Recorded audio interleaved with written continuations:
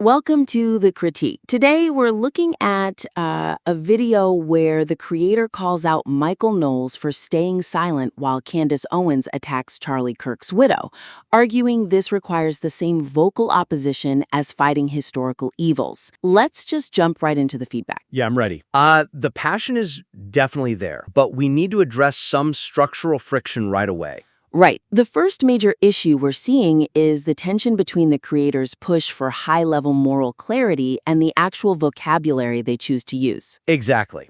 The material suffers from a massive status conflict where the speaker tries to claim the moral high ground, but then simultaneously uses these low-status playground insults. I mean, he's framing this as a literal spiritual battle, right? Good versus evil? Right, and he's invoking heavy concepts like demonic displays and defending a widow. But the weakness is that he completely undercuts that gravity by throwing out nicknames like Candace Owens or Baby Beelzebub. Baby Beelzebub definitely stands out. It does, but really not in a good way. The issue is that name-calling is inherently low-status behavior. If it signals to the audience that they're watching a petty internet clout war, not the serious theological stance he's claiming it is. Yeah, you can't compare someone to a historical villain and then roast them like you're on a playground. You just can't. It makes the listener think the speaker is actually enjoying the drama rather than fighting a necessary battle. So the suggestion here is to adopt a tone that actually matches the gravity of the accusation. If this person is truly inciting violence, they need to be treated with serious clinical disapproval. Exactly. So become the adult in the room that he's accusing Knowles of not being. Exactly. So for concrete examples, instead of saying Baby Beelzebub or Candace Owens, just refer to her as the aggressor or the instigator. That strips the playground vibe out entirely. It creates necessary distance. And another example, when discussing the alleged lies about genocide or an apartheid state, don't wrap those in insults.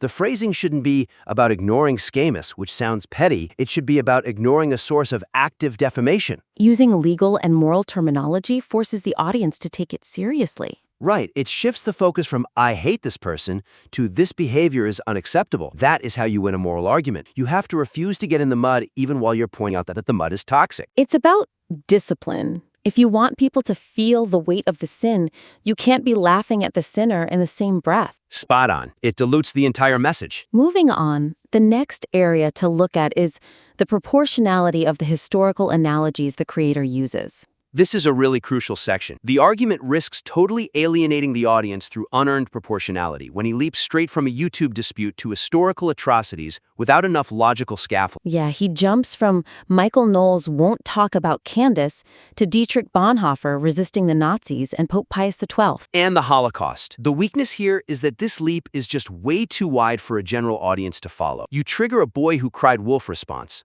Because even if they agree she's wrong, they don't see her as the Third Reich. Exactly. By forcing that comparison too early, the speaker looks hyperbolic, and the listener completely dismisses the valid points he's actually making about defamation. It's like the emotional intensity bridges the gap for him, but he hasn't built that bridge for the listener. To them, it's just an unearned escalation. That's a perfect way to put it. The suggestion is to build a logical bridge between internet rhetoric and real-world violence before you invoke extreme historical figures. Validate the comparison by showing the mechanism of harm first. Show the mechanism instead of just asserting the equivalence of evil. So, what's a concrete way to do that? Start smaller. Instead of jumping to Bonhoeffer, explicitly trace how words lead to moments. He uses that phrase, so use a smaller, modern example first, where online defamation led to a specific real-world harassment incident. Prove the concept first. Yeah, show that online words have a body count now, before talking about the past. Another concrete change, instead of asking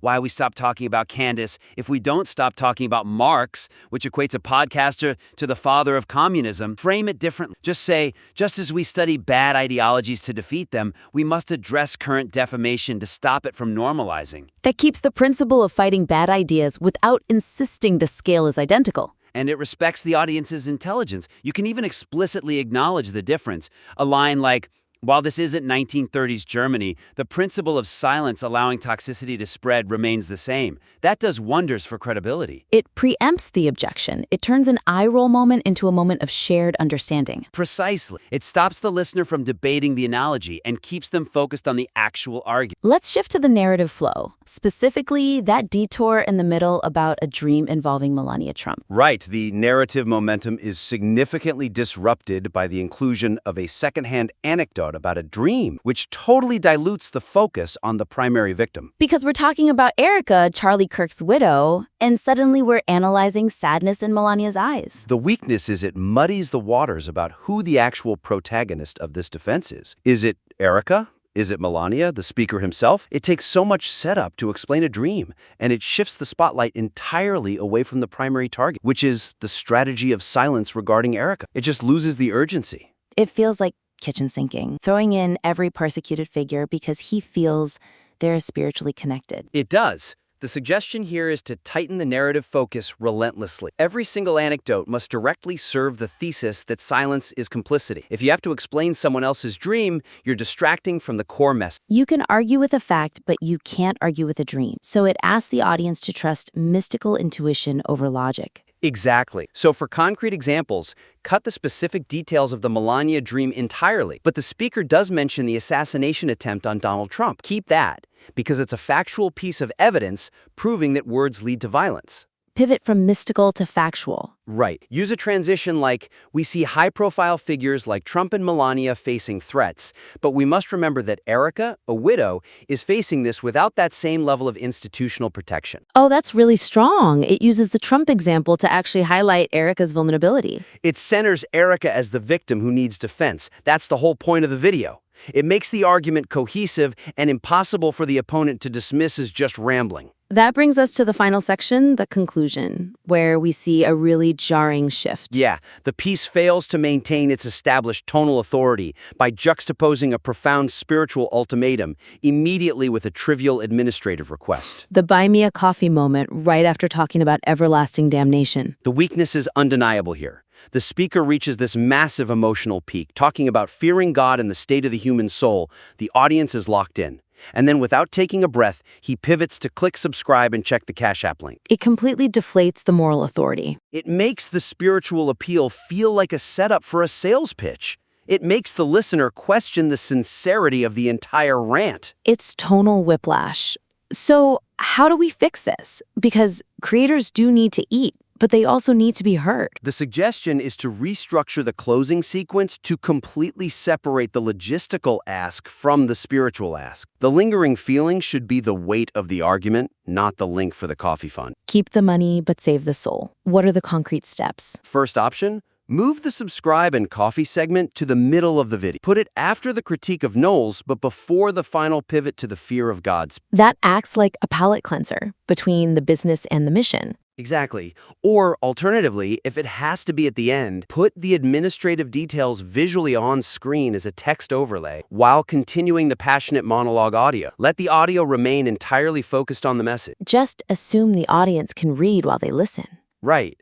And for the very final second, the concrete example is to end strictly on the rhetorical question. Ask who are you praying to and let that silence hang. Don't say peace out. Don't say see you next time. Let the gravity sit.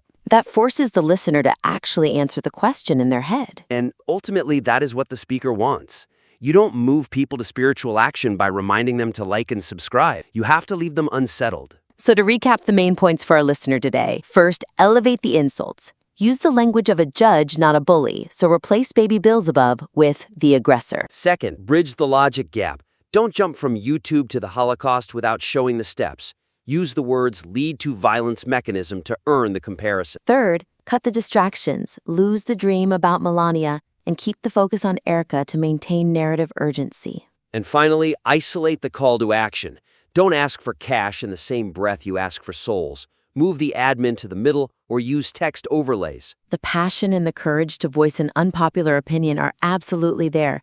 It's just about refining the delivery so that courage lands with maximum impact. I completely agree. The foundations are really strong here. It just needs that clinical focus. We would love to see a revised version of this script. Thank you for submitting your work to the critique. If you have a piece you want us to look at, send it in and we'll help you sharpen the edges.